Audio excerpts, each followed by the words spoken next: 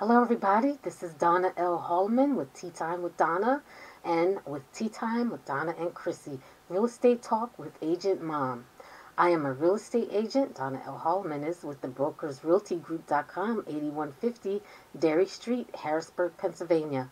My telephone number is 717 96. What is it? Oh, goodness. I should know that by heart. I have so many telephone numbers to go from, and this is 717-963-8867, extension 931. As soon as you hear the tone or the advertisement by Brokers Realty Broker, just type in 931 and it will be directly connected to me.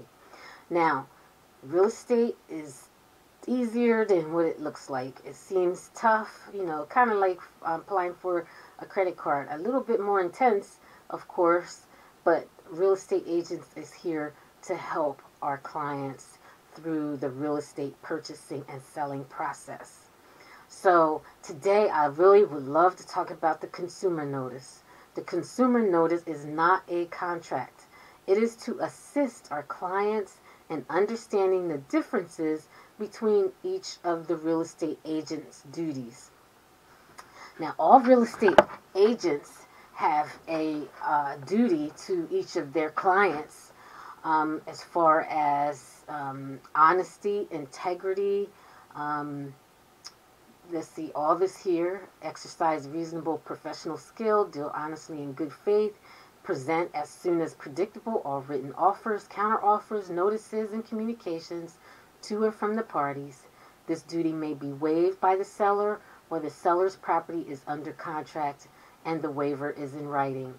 We have to comply with the real estate seller disclosure law, account for escrow and deposit funds, disclose as soon as practicable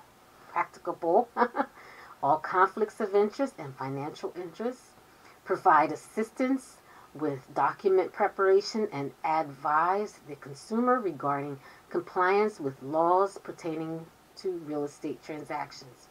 Advise the consumer to seek expert advice on matters about the transaction that are beyond the licensee's expertise, like, for example, seeking out an attorney's advice. Keep the consumer informed about the transaction and the tasks to be completed. Disclose financial interest in a service such as financial title transfer and preparation services, insurance, construction, repair, or inspection at the time services recommended or the first time the licensee learns that the service will be used. The following contractual terms are negotiable between the licensee and the consumer and must be addressed in an agreement disclosure statement: the duration of the licensee's employment, listing agreement, and contract, the licensee's fees or commission, the scope of the licensee's activities or practices, the broker's cooperation with and sharing of fees with the broker. All sales agreements must contain property's zoning classification except where the property is zoned solely or primarily to permit single-family dwellings. The Real Estate Recovery Fund exists to reimburse any person who has obtained a final civil judgment. There we go. Let me mark that here for you. The Real Estate Recovery Fund exists to reimburse any person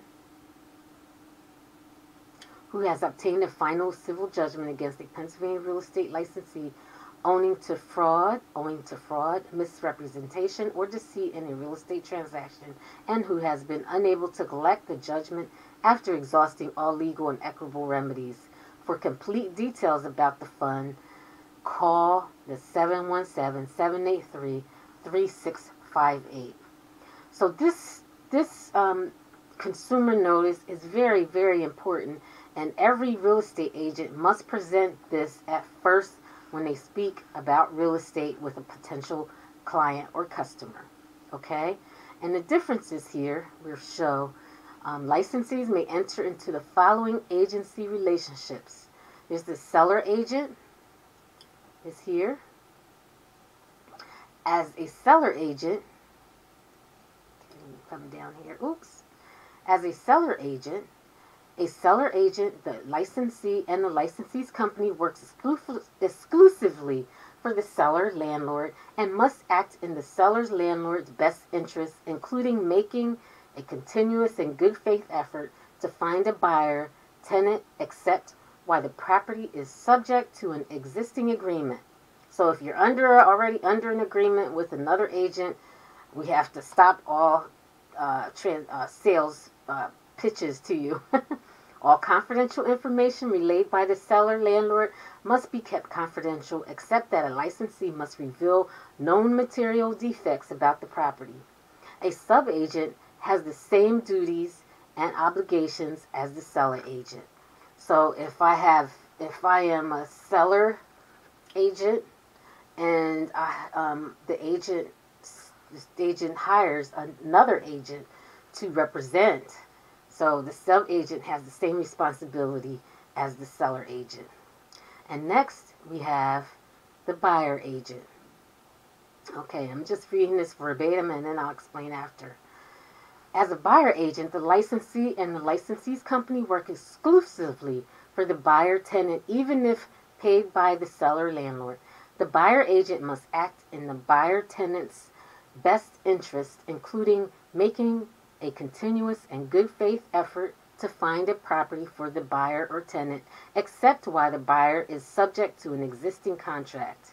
Of course, like before, if that agent, seller, or that buyer is under a contract with another agent, you must stop and call the other agent, have them call their own agent, and must keep all confidential information other than known material facts about the property confidential. If there's any problems with the property that needs to be known to the buyer, that will have to be discussed and explained to the buyer. And then you have the dual agent. Okay, the dual agent, the licensee works for both the seller, landlord, and the buyer, tenant. A dual agent may not take any action that is adverse or detrimental to either party, but must disclose known material defects about the property. A licensee must have the written consent of both parties before acting as a dual agent. Dual agents are really challenging to agents, because when you have a dual agency agreement, the seller agent, the agent is completely responsible for each, the seller and the buyer.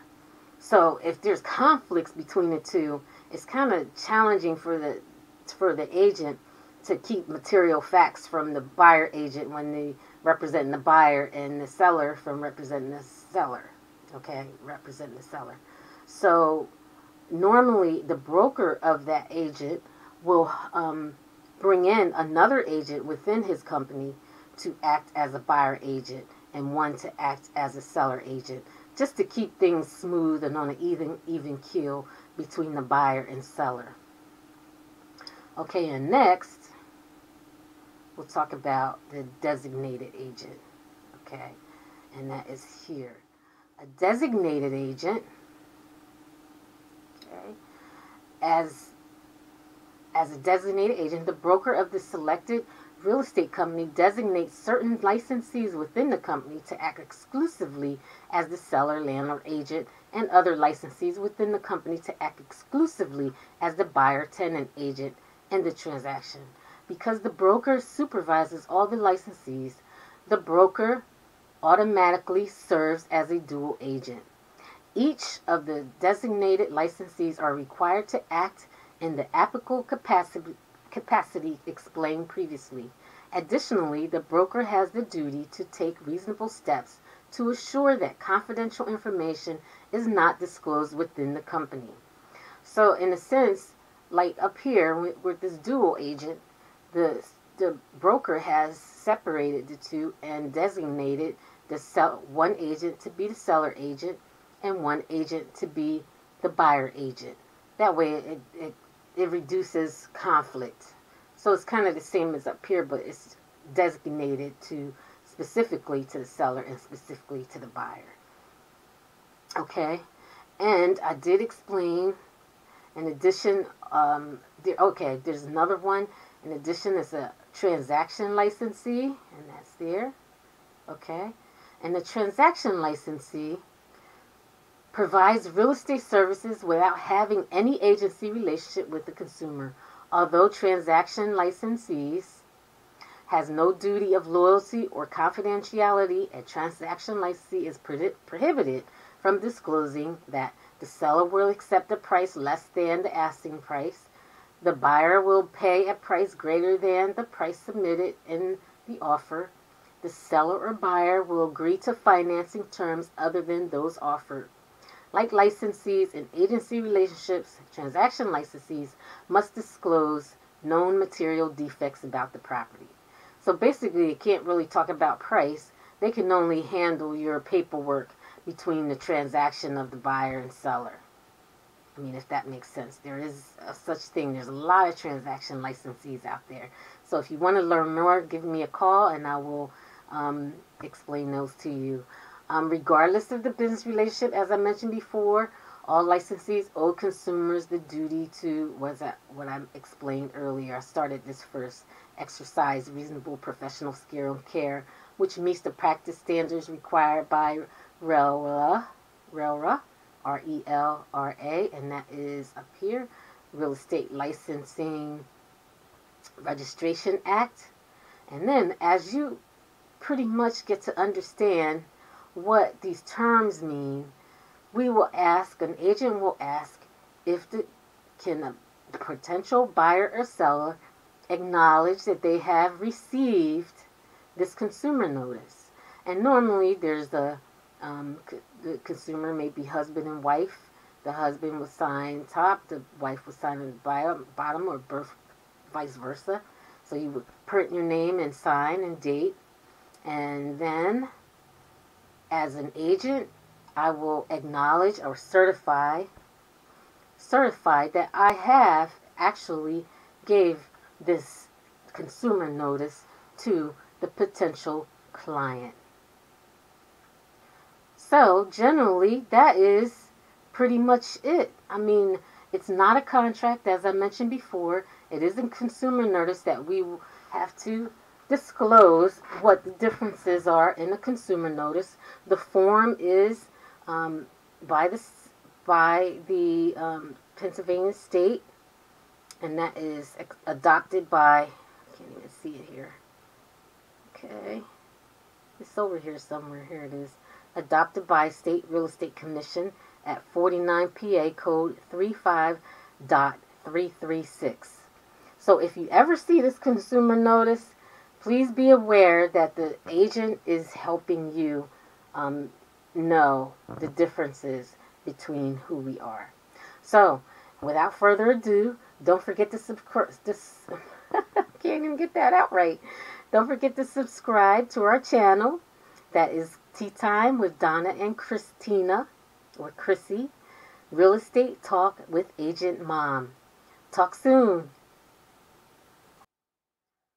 I like to mention, I forgot to add this at the end, is very important line. Before you disclose any financial information to a licensee, be advised that unless you select a business relationship by signing a written agreement, the licensee is not representing you. A business relationship is not presumed. So this document right here does not create a business relationship. If you decide to go with me as a real estate agent, there will be a separate document with a written agreement between the client, which is the buyer or the seller, and myself. So please be aware of that. Thank you.